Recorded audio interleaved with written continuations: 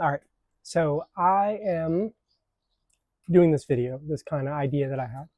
I should start it with the reality that I am completely unqualified to give any advice on comedy or anything related to. I've been doing comedy for 2 years. What happened is my son, who's 14, started getting up on some open mics. He started having questions about how to develop a story into jokes. And I decided that that was actually a really good question. When I looked online, I couldn't find a ton of information on it. Recently, actually, Mark Norman has something called the Markumentary, which is amazing. It kind of goes through his process to like build up to a special.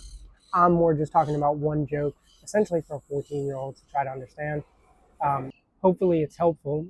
I look online all the time. I try to do as much research as I can to try to understand. And what I've always missed is people tell you to get up on stage, they tell you to do edits, they tell you to do twists. They never walk you through like why they chose to do what or how they did. So I decided that I would walk through this so that I could show my son about an amusing story that over the last 8 to 9 weeks I've actually worked on and worked on to the point where it's a joke. And the end result might not be the final result, but I think it's at least in a good spot.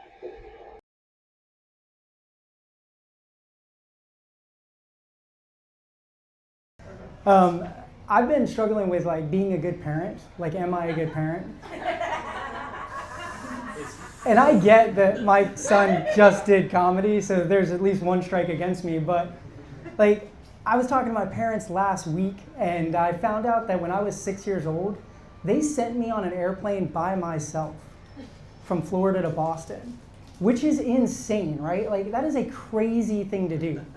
Like, I feel like that's like a superhuman trust in humanity. And it's not like nowadays, like where there's like GPS and cell phones. Like, this is mid 80s, right? Like, so we just invented cordless phones. Like, they just had no idea what was gonna happen to me. And they did, like I was 6. And what I'm trying to say, like, I'm not into this thing, but like objectively, like I was a good looking 6-year-old. Like, it fell off after 8, but like from 4 to 8, I feel like I was in my prime for like pedophiles. You know? Like that's and they just gave me to a stranger and like hoped for the best. And then, and the weirdest thing about that was on the way back, they rerouted my plane to a different city, so they lost me. And my parents showed up at the airport and I wasn't there. Yeah, and they had to go to the lost luggage to find, because there wasn't a lost kid counter. Like, that wasn't an option because nobody's insane enough to send a 6-year-old on an airplane by themselves. So they had to actually go to the lost luggage and like describe me as like I was a piece of luggage, like he's wearing a Mickey Mouse shirt and like, and then I was talking to my parents. I was like, why would you possibly do that? And they were like, well, what are the chances that they would lose you? And I was like, I took 2 flights and they lost me 1 out of 2 times. That's 50% failure rate. Like what percentage would have been acceptable? Like 10%? Like 1 out of 10 flights we lose the kid? Like that would have been okay? All right, this is all new. I haven't, like I said, I haven't figured out jokes for this yet, but sure. Let's talk about that first joke, right? So obviously I set up, and I start the setup as like I struggle with being a good parent. And the problem with that is the counter to that is that my parents are bad parents. But it's more sad than funny. Unless I was really going to lean into them being bad parents and like tell jokes about that, but it's not real, so it wouldn't come off as genuine. So it's just kind of like I'm entering the joke in a weird spot. And then I go straight from there to like, my parents sent me away at 6, and I say that they had a like massive trust in humanity, which would imply that they're nice people and not bad people, which is kind of counter to being a bad parent. So it's a weird kind of setup that I kind of lean into in the beginning of that. I also bring in like it's the 80s and it was before cell phone and GPS, which in my head at the time was kind of funny, but like also realizing that the people in the audience, when I say I'm 6 years old, they can all imagine being 6 years old and being put on an airplane. But when I start talking about the 80s, like I'm taking them out of their own experiences And for some of them, I'm anchoring them to a time that's like 2 decades before they were born. So they lose all like relatability to the joke, right? It just doesn't work. Then I kind of bring up that I'm kind of in my prime for pedophile age, uh, which is kind of funny, but if we're being honest, like it's hacky as shit, right? The premise has been run to death, and although you could probably hear a couple giggles in the audience and you could get a laugh in a bigger crowd, it just didn't feel like it's a good enough joke, and it wasn't strong enough. And then I kind of end the premise of the jokes with like the understanding of my parents saying like, what are the chances? And it was 50% chance because I got lost on 1 and 2 flight. And I think that kind of works, and you'll see I'll probably keep that idea, but it needs to be stronger, tighter. And the whole lead into that, although it got giggles here and there, just wasn't strong enough. So a lot of work to be done on this joke, right? I have kids, and when you have kids, like you always want to do a little bit better than your parents did, right? Like you want to give them a better life, things like that. And some hurdles are easier to clear. Like if your parents are meth addicts, right? Pretty easy hurdle to clear. Right? You just have to feed them like once, twice a week. Pretty much cover that. But like even if you have good parents, then like that desire still exists, right? Like when we found out my wife was pregnant, like we bought a bunch of like parenting books and stuff, and my parents were like so offended by that. Like they were like, we didn't have books and you turned out just fine. Like, I don't know, I tell dick jokes to strangers. Like, I think we're using the word fine pretty loosely, but even if I did turn out fine, like, I feel like you're giving no room for dumb luck. And like, there's a lot of luck that went into me, like, surviving, right? Like, when I was 6 years old, my parents put me on an airplane by myself. Okay, so let's talk about the intro, right? I think it's very different than the first one, right? I think this one's set up. We enter the joke with the idea that I have kids. It gets a little laugh, so I might work with that later. And you can tell then I start with like, when you have kids, you want to improve on what your parents do. So I'm not implying that my parents are the bad parents. I do use bad parents as a comparison, right? I bring up meth addicts. Like if your parents are meth addicts, you have an easier job comparatively to when you have good parents. But even then, you want to improve on what your parents do. And then I kind of set up this idea that my parents are make decisions, and sometimes they just get lucky, and they're not leaving room for luck because they just said all the decisions that we made were great because you turned out okay, which is a weird way to look at things, and I'll probably work with that a little bit more. You can definitely see that the intro feels more true to what I'm trying to say and adds some funny into it, and there's probably a lot of room where I can keep adding to this. Which is wild on its own. But like you gotta understand, like at 6 years old, my only accomplishment was like I just learned how to pee in the toilet and not in my pants. And if we're being honest, I was only getting that right like 60% of the time. All right, well, we're fast forwarding through the bits that haven't really changed that much, and you can see here we're adding a little bit of a joke here, right? Where when I was 6 years old, my only accomplishment was peeing in my pants, or not peeing in my pants, learning how to pee in the toilet. And I say I was only getting that right a couple percent of the time. I think I'll probably add something to that, like I don't think my next accomplishment should be independent air travel or something like that, but you can see adding jokes. I don't want to say which airline it is. It starts with D, it ends with Elta. But my parents were pissed. Like, they were very mad at the airlines. And D Elta gave the best response ever to my infuriating parents. Like, my parents were like, how could you lose our kids? And they said, listen, we can barely get your luggage to where you're going, and you give it to us an hour before you get on the flight. Like, and it doesn't have legs. Why would you entrust us with your kid? Which is a fair.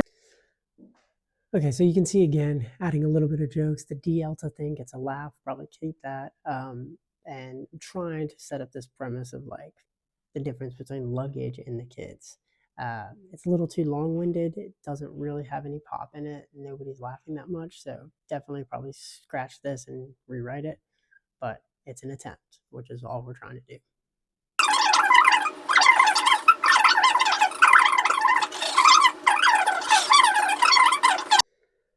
Okay, so hopefully you can see this next attempt.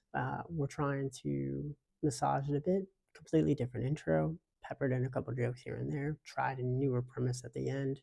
Still not perfect, but moving in the right direction compared to the first story.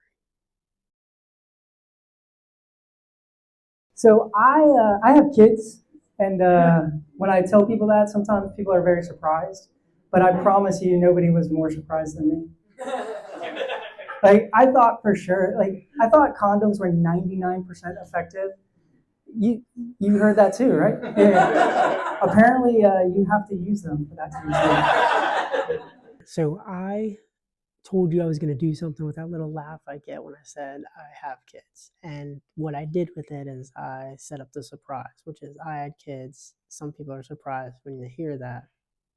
Nobody was more surprised as me, right? So I'm doing something with that initial laugh when I start with I have kids and people start giggling.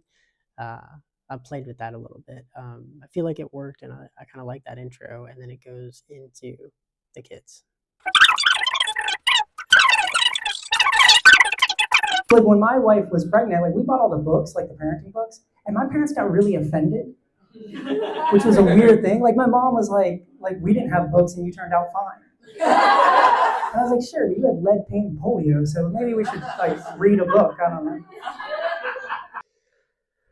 This is another adding just a little bit to the joke where I say books, you turned out just fine. Sure, but you had lead paint and polio, so maybe we should read a couple of these books. There might be more I can do with it, but it's a good start.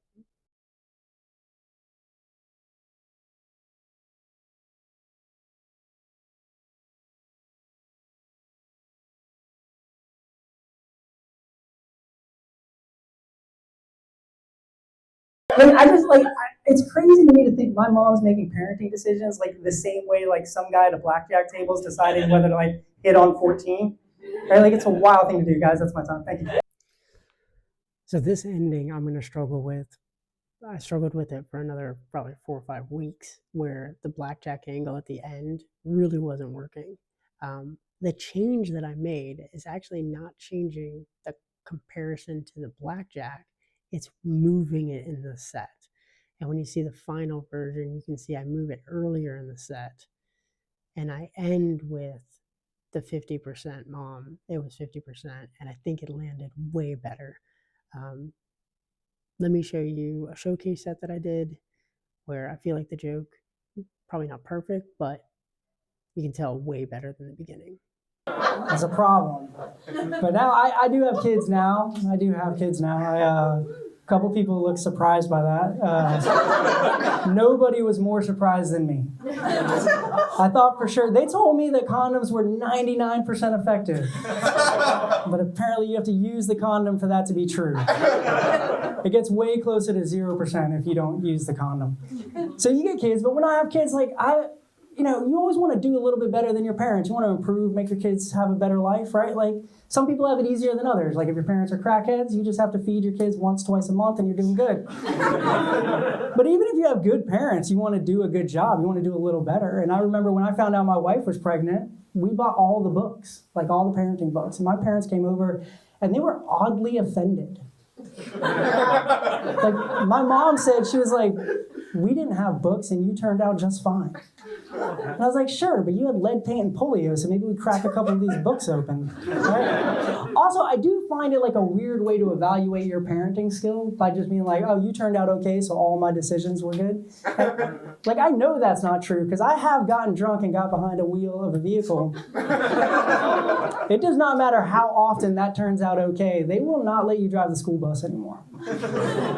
I know my parents had made bad decisions because when I was 6 years old, they actually sent me on an airplane by myself to go visit my grandparents. At 6 years old, which is wild to do, right? And like, you thought, oh, that's funny now. Yeah, it gets funnier because, like, you gotta understand, at 6 years old, like, my biggest accomplishment was learning to pee in the big boy potty and, like, not in my pants, and I was only getting that right 60% of the time, right? I don't think my next milestone should have been independent air travel. That's a weird thing to do. And, like, I don't want to tell you the name of the airline, but it starts with D and it ends with Delta. You guys figure it out. But that airline, like, the stranger that my parents handed their firstborn child to fly by themselves on an airplane, on the way back put me on the wrong airplane. Yeah, so they lost me. like luggage. And it was a true story. Like, I actually had to wait in the office for lost luggage for my parents to come get me. Yeah. So for anyone who's wondering why I do stand-up comedy, that is the reason. And I remember when I was an adult, I walked up to my mom and I was like, what would possess you to do that? Like, why would you give the airline your child? And then her answer, I quote, was, we figured, what is the chances? Yeah. And I was like, Mom, you're not making a decision on like taking a hit on 14 at a blackjack table. Like, this is your child. Also, Mom, the chances were 50%. They lost me 1 out of 2 flights. Right? And like, you gotta give, I love my parents, and in their defense, like, they made the best decision they could with the information they had, and they didn't use books. So, guys, I think that's been my time. Appreciate it.